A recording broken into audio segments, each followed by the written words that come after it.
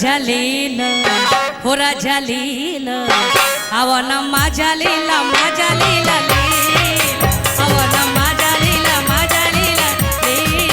होरा झालीला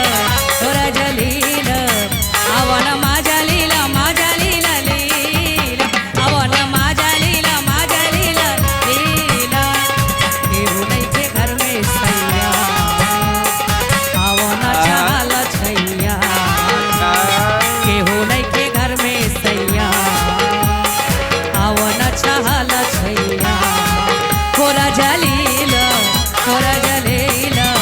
आवन माझ्या लीला आवन माझ्या लीला लेला ना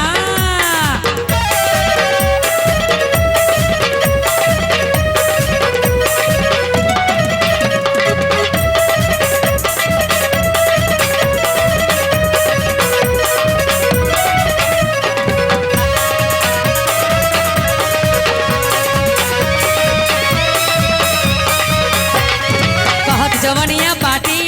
हर एक वाली धली जवन मर्जी होकी हमरा संगी गली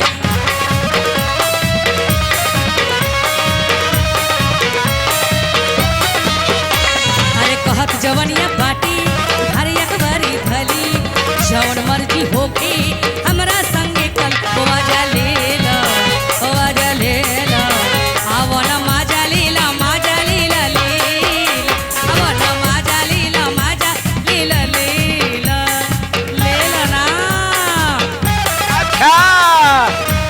बिना लेने छोड़म ना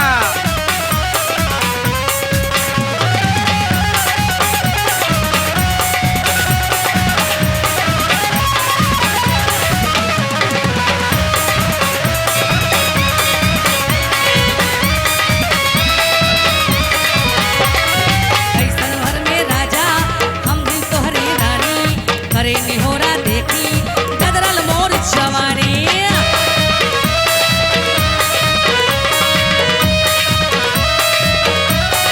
ऐसन भर में राजा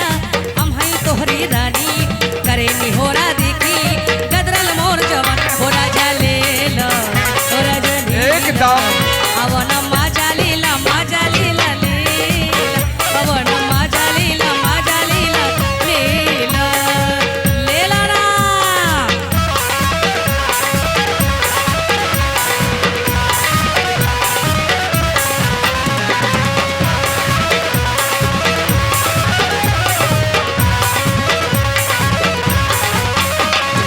मस्ती के कश्ती पर चढ़ के करी सवारी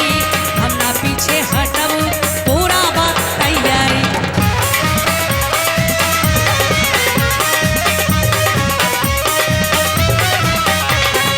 मस्ती के कश्ती पर चढ़ के करी सवारी हम ना पीछे हटब पूरा बात तैयारी आवाजा लेला आवन माझ्या लीला आवन माझ्या लीला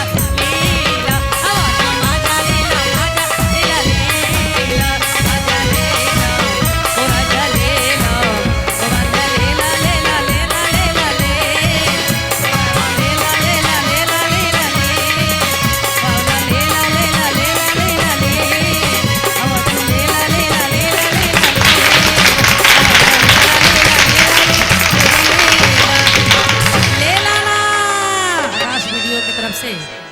151 रुपये का था पुरस्कार फरमा रहे हैं। मैं भी आकाशी को तहे तहे दिल से शुक्र अदा करती हूँ। और ये पप्पू और विपुल जी के तरफ से 51 रुपये का था पुरस्कार फरमा रहे हैं। मैं भी उनको भी तहे तहे दिल से शुक्र अदा करती हूँ।